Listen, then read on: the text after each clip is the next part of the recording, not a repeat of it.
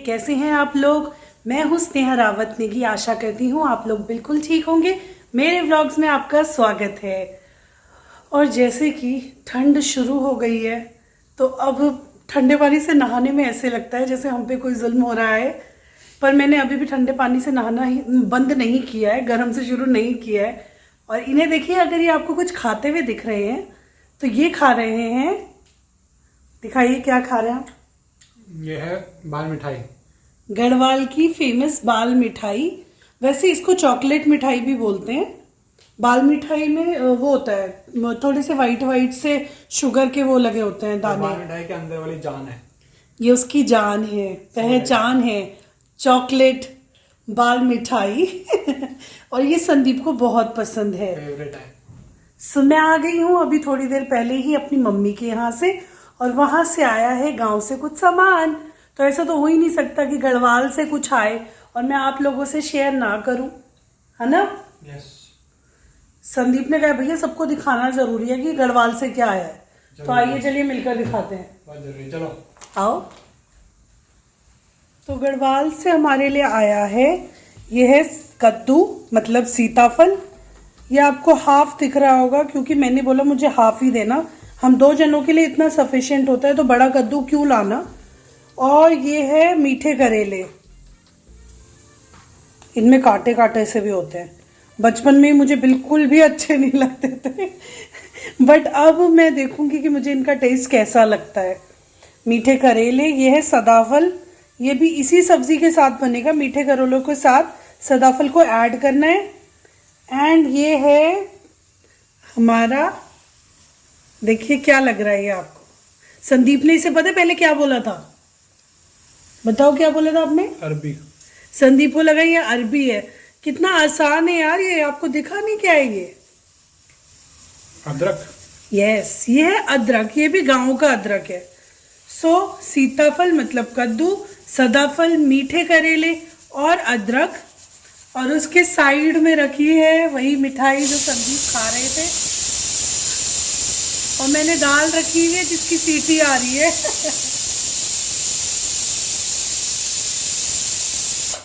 मैं सीटी बंद कर देती हूँ वरना आपको सुनाई नहीं देगा।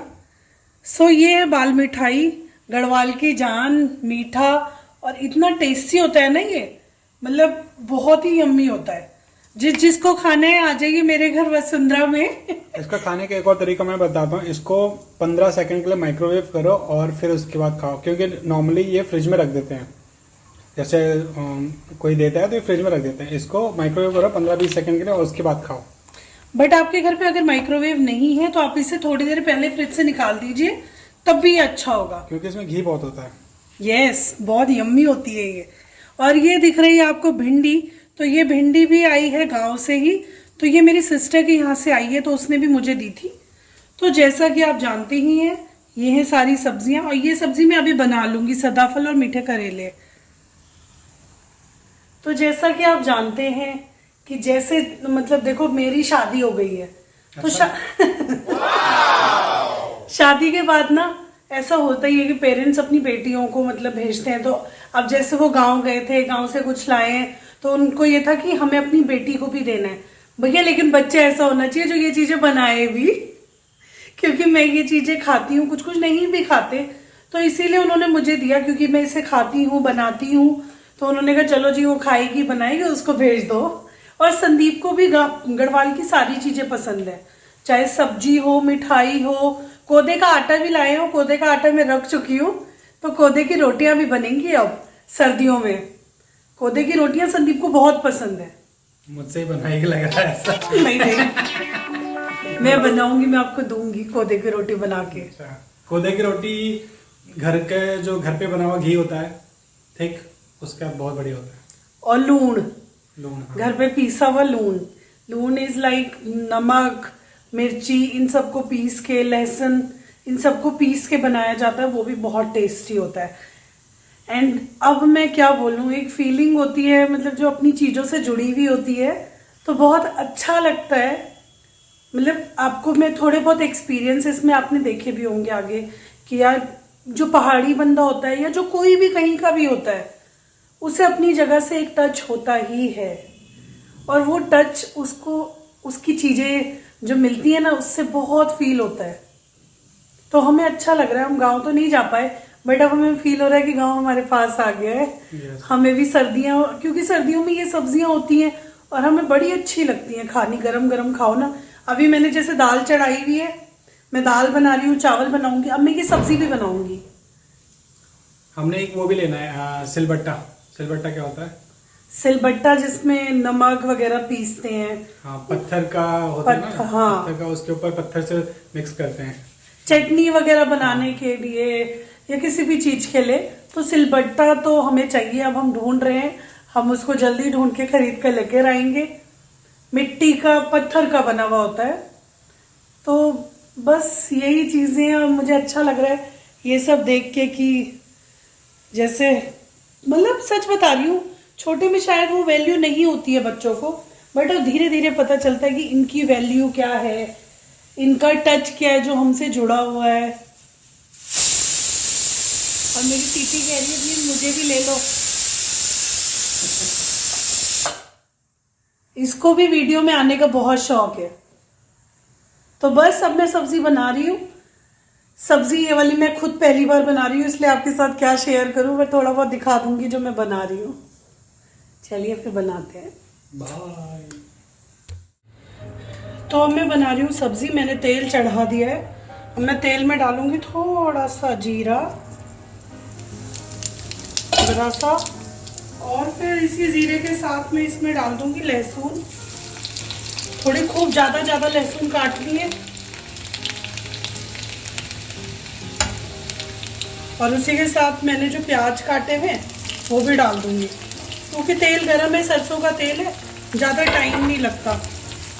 और इधर मैंने राइस चढ़ा रखे हैं, इनका स्टार्च मुझे निकालना है, पानी निकाल के बनाती हूँ मैं चावल। बस अब इनको थोड़ा सा हल्का सा ही फ्राई करेंगे, फिर अपनी सारी सब्जी ऐड कर देंगे। तो ये रही मेरी सदाफल, करेला, हरी मिर्च, आलू भी काटा हुआ है एक इसमें, और प्याज।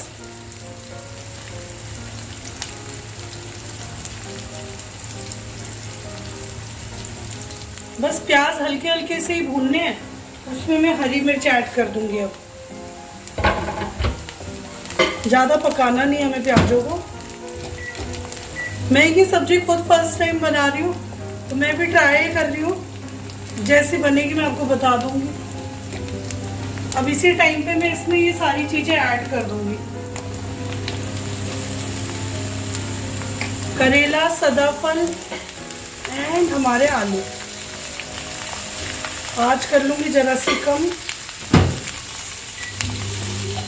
अब मैंने इसे हल्का सा मिक्स कर लिया है, तो अब मैं इसमें हल्के हल्के जो मसाले हैं वो ऐड कर दूंगी। मसालों में क्या है, नमक,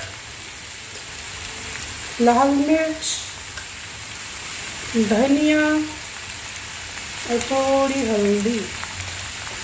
अब इन सबको हम कर लेंगे मिक्स।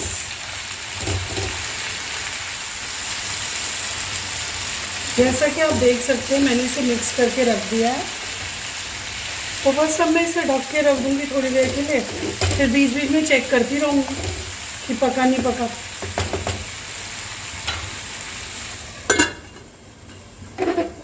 ये सब्जी अब मैं भी खुद बहुत टाइम बाद टेस्ट कर रही हूँ, तो मैं आपको बताऊंगी ये कैसी लग रही है और कैसी हो रही है। अब आप देख सकते हैं सब्जी बिल्कुल डन है, मतलब ये बहुत जल्दी बन गई है, 5-7-8 मिनट में ये बन गई है और पूरी गल भी गई है अच्छे से, बड़ी लटपटी सी तैयार हुई है।